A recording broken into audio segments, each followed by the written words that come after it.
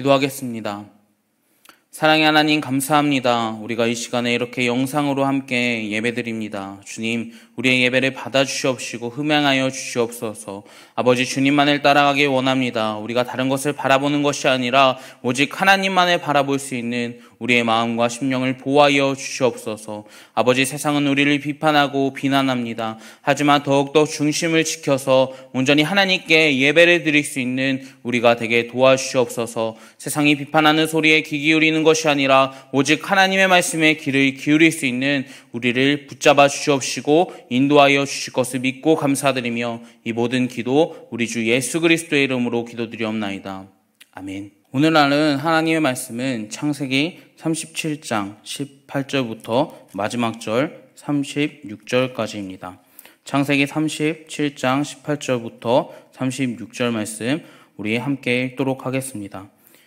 요셉이 그들에게 가까이 오기 전에 그들이 요셉을 멀리서 보고 죽이기를 꾀하여 서로 이르되 꿈꾸는 자가 오는도다. 자, 그를 죽여 한 구덩이에 던지고 우리의 말하기를 악한 짐승이 그를 잡아먹었다 하자. 그의 꿈이 어떻게 되는지를 우리가 볼 것이니라 하는지라. 르우벤이 듣고 요셉을 그들의 손에서 구원하려 하여 이르되 우리가 그의 생명을 해치지 말자. 르우벤이 또 그들에게 이르되 피를 흘리지 말라. 그를 광야 그 구덩이에 던지고 손을 그에게서 대지 말라 하니 이는 그가 요셉을 그들의 손에서 구출하여 그 아버지에게로 돌려 보내려 함이더라. 요셉이 형들에게 이르매 그의 형들이 요셉이 옷 곧 그가 입은 채색 옷을 벗기고 그를 잡아 구덩이에 던지니 그 구덩이는 빈 것이라 그 속에 물이 없었더라. 그들이 앉아 음식을 먹다가 눈을 들어 본즉 한 무리 이스마엘 사람들이 길르함에서 오는 그 낙타들의 향품과 유향과 목향을 싣고 애굽으로 내려가는지라.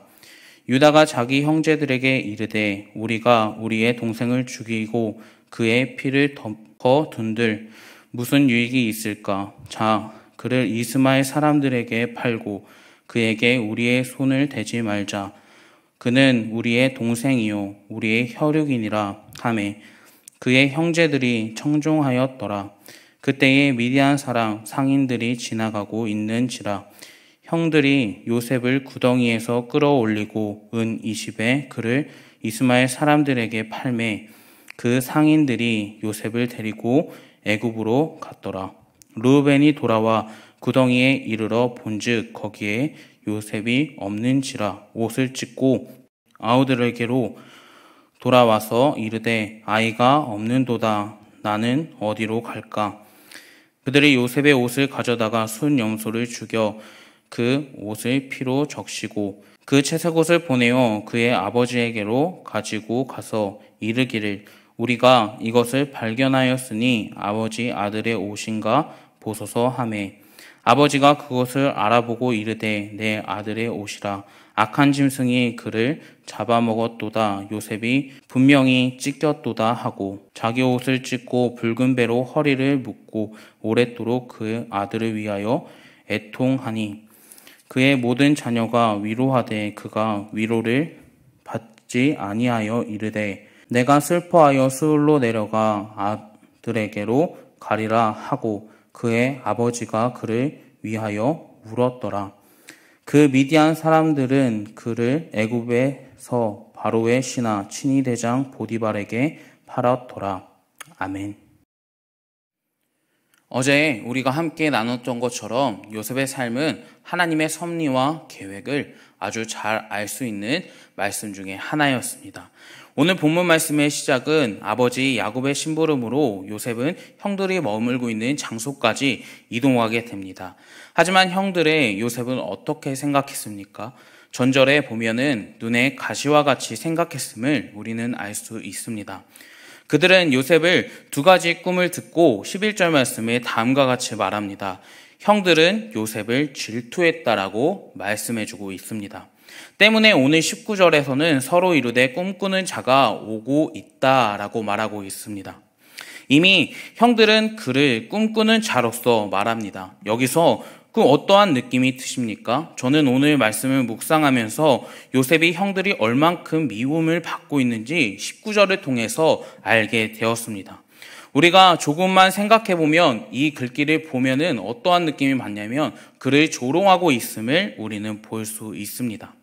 요셉이 들을 수 있는 거리까지 다가왔는데 저기 봐라, 꿈꾸는 애가 오고 있어 라고 비아냥거리고 있는 그들의 형들의 모습을 우리는 성경을 통해서 볼 수 있습니다.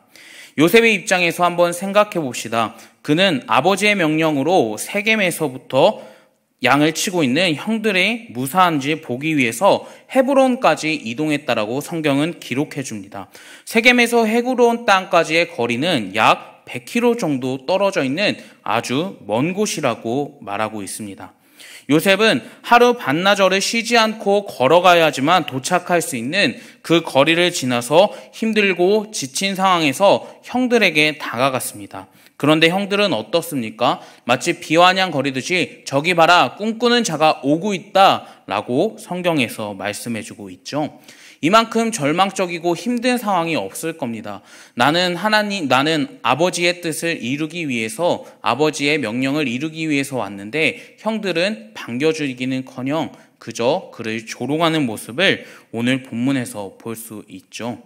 그만큼 형들은 요셉을 미워하고 있었습니다. 또한 20절 말씀에 뭐라고 이야기합니까? 자, 그를 죽여 한 구덩이에 던지고 우리가 말하기를 악한 짐승이 그를 잡아먹자 하자. 그의 꿈이 어떻게 되는지 우리가 볼 것이다 라고 말합니다. 간단하게 말해서 그 지치고 힘든 여정을 마친 그 동생을 보자마자 그를 죽이고자 했다라는 것을 성경을 통해서 우리는 알 수 있는 겁니다. 하지만 르우벤은 그 말을 듣고 요셉을 구원해주고 생명은 해치지 말자라고 형제들에게 말합니다. 그리고 그를 사로잡아서 채색옷을 벗기고 구덩이 속에 던져버렸습니다. 요셉은 형들을 해치고자 해서 약 100km를 이동했던 것이 아닙니다. 그저 아버지의 명령을 순종했고 순수한 마음으로 형들을 찾아왔습니다. 하지만 형들을 그 모습을 보고 요셉에게 절망적이고 낙심을 느끼게 할 만큼 죽이고자 했고, 그 다음에 요셉을 구덩이에 던져버렸다라고 성경은 말씀해주고 있습니다. 일단 요셉은 목숨은 부재했습니다. 그에게 이제는 먹을 양식이 없다라고 성경은 말해주고 있고 추위를 막을 수 있는 이불조차 없는 상태로 방치되어 있었습니다. 그리고 어떻게 됩니까? 형들은 요셉을 구덩이에서 끌어올려서 은 20에 이스마엘 사람들에게 팔아버렸다라고 오늘 성경은 말씀합니다. 요셉이 어떠한 죄를 지었습니까? 그는 그저 형들에게 자신의 꿈을 이야기해줬을 뿐입니다. 그 이유로 인해서 친형들로 죽임을 당할 뻔했지만 그로 인해 르우벤을 통해서 살아났고 다시 한번 그 형들이 이스마엘 사람들에게 종으로 팔아버렸다라고 이야기합니다. 이것이 바로 오늘 본문이 담겨져 있는 내용입니다. 그러면 오늘 본문이 우리에게 무엇을 말하는지 두 가지를 통해서 함께 알아보도록 하겠습니다. 첫 번째로는 우리는 오직 하나님만을 바라봐야 됩니다. 본문 말씀 18절부터 20절 말씀에 보면은 요셉이 형들을 그를 조롱하면서 죽일 거라고 생각하고 있었다라고 알려주고 있습니다. 요셉은 누구에게 죽임당할 정도로 심한 일을 하지 않았는데 말이죠. 여기서 우리가 알 수 있는 건 조금 슬프지만 형제더라도 우리는 믿을 사람이 없다라는 것을 우리는 알 수 있습니다. 물론 하나님과 섭리의 계획 안에서 그렇게 진행된 것이 맞습니다. 하지만 본문 말씀 속에서 요셉은 자신의 형들에게 버림을 받고 배신당했습니다. 그에게 더 이상 이제 기댈 곳도 없고 신뢰할 수 있는 대상도 없어진 상태였습니다. 사실 세상을 살아가다 보면은 하나님을 의지하는 것보다 사람을 의지하는 경우가 더 많이 있습니다. 하지만 본문에 묵상하다 보면은 사람을 신뢰할 대상이 아님을 다시 한번 우리는 생각할 수 있습니다. 내가 나를 죽이고자 하며 그리고 돈 몇 푼에 형제 또한 팔아넘겼다라는 것을 오늘 본문을 통해서 알 수 있을 만큼 우리는 형제 또한 사람들 또한 신뢰할 수 없는 대상임을 우리는 알 수 있는 거죠. 그럼 우리가 의지할 대상은 누구입니까? 바로 하나님이십니다. 성경 전체에서 자신의 생각보다 나의 뜻보다 세상과 사람들보다 더욱더 의지해야 될 분은 오직 하나님이라는 것을 우리에게 강조해주고 있습니다. 너희는 구원자이신 하나님만을 믿어야 돼. 너희는 오직 하나님만을 따라가야 돼. 나의 생각과 나의 힘과 세상을 바라보는 것이 아니라 오직 하나님의 계획만을 바라보고 하나님의 뜻을 바라보며 오직 하나님만을 신뢰해야 됨을 우리에게 계속해서 성경은 강조해주고 있습니다. 우리의 삶 속에서 오직 하나님만을 의지하시길 주님의 이름으로 부탁을 드리겠습니다. 세상과 사람들은 우리에게 언젠간 등을 돌릴 수밖에 없습니다. 본문 속에서도 자신의 형제들로 인해서 모든 것이 일어나지 않았습니까? 그럼 믿을 수 있는 건 오직 하나님이라는 사실을 우리가 믿고 따라가야 되지 않겠습니까? 사랑하는 저와 여러분들이 내 자신을 믿지 않고 세상을 따라가지 않고 오직 하나님만을 따라가는 삶을 살아가시길 주님의 이름으로 부탁을 드리겠습니다. 두 번째로는 하나님의 약속은 반드시 이루어집니다. 20절 말씀에 보면은 자 그를 죽여 한 구덩이에 던지고 우리가 말하기를 악한 짐승이 그를 잡아먹었다 하자 그의 꿈이 어떻게 되는지 우리가 지켜볼 것이다 라고 말씀합니다. 여기서 요셉의 꿈이 어떻게 이루어지는지 한번 알아보겠다 형들이 말하고 있죠. 그리고 르우벤이 어떻게 합니까? 요셉을 목숨을 구제해 주었습니다. 또한 유다에 의해서 이스마엘로 팔려가게 되었습니다. 당시에 그 팔려갔던 나라는 이집트였고 그것은 바로 애굽이라는 나라였습니다. 그 당시에 애굽은 정말 강대국 중에 하나였습니다. 형들로 인해서 국금이 좌절되는 것 같아 보였지만 애굽으로 팔려갔던 요셉의 모습 속에서는 어떻게 됩니까? 바로 보디발의 집에 들어가게 됩니다. 보디발은 당시에 파라오의 신하였고 왕국의 경비대장이었다라고 이야기합니다. 노예로 팔려갔던 그곳이 하나님께서 요셉을 통해서 이루실 계획에 아주 적합한 장소였음을 우리는 알 수 있습니다. 그곳으로 바로 요셉을 하나님께서 인도하셨다라는 겁니다. 그리고 마침내 그 집에서 요셉은 인정받게 되죠. 그리고 하나님 꿈을 어떻게 됩니까? 성취하게 됩니다. 하나님께서는 반드시 우리를 통해서도 성취하실 계획이 있으시고 하나님의 약속은 사람들을 통해서 제한받지 않음을 오늘 성경을 통해서 우리는 알 수 있습니다. 절망적이고 힘들고 낙심되고 정말 좌절하는 순간까지 모든 것을 맛본 요셉의 삶 속에서도 하나님께서 반드시 이루실 계획과 성취하실 부분이 있다라는 사실을 우리에게 알려주고 있습니다. 하나님의 꿈은 결코 사람의 힘으로 막을 수 없습니다. 하나님의 모든 것은 사람에 의해서 제한될 수 없습니다. 우리가 세상을 살아가면서 오직 하나님의 그 큰 은혜, 하나님의 뜻만을 바라보시길 주님의 이름으로 부탁을 드리겠습니다.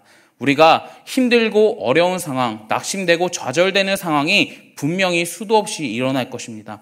하지만 하나님께서는 우리를 위해서 남겨두신 거 있고 그리고 하나님께서 분명히 우리를 통하여서 이루고자 하실 계획이 확실히 있습니다. 오늘 요셉을 통하여서 이루고자 하실 하나님의 계획을 보여줬던 것처럼 우리가 하나님만을 따라갈 때에 우리의 삶 속에서도 이 시대 가운데서도 우리를 보내셔서 그 자리에서 이루고자 하실 계획이 분명히 있다라는 사실을 주님만을 신뢰하면서 나아가는 저와 여러분들이 되길 주님의 이름으로 부탁을 드리겠습니다. 우리가 다른 것을 바라보지 않고 오직 하나님만을 신뢰하고 오직 하나님의 꿈은 이루어진다라는 사실을 선포하면서 나아갈 수 있는 저와 여러분들이 되길 주님의 이름으로 부탁을 드리겠습니다. 기도하겠습니다. 사랑의 하나님 감사합니다. 우리가 이 시간에 하나님의 꿈은 분명히 이루어지고 우리가 의지해야 될 분이 오직 하나님이라는 사실을 바라보고 알게 됐습니다.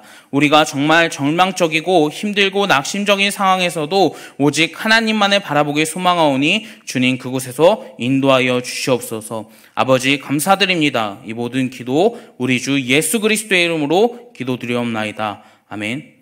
우리 주님께서 알려주신 기도로 예배를 마치도록 하겠습니다. 하늘에 계신 우리 아버지, 아버지의 이름을 거룩하게 하시며 아버지의 나라가 오게 하시며 아버지의 뜻이 하늘에서와 같이 땅에서도 이루어지게 하소서. 오늘 우리에게 이러한 양식을 주시고 우리가 우리에게 잘못한 사람을 용서하여 준 것 같이 우리의 죄를 용서하여 주시고 우리를 시험에 빠지지 않게 하시고 악에서 구하소서.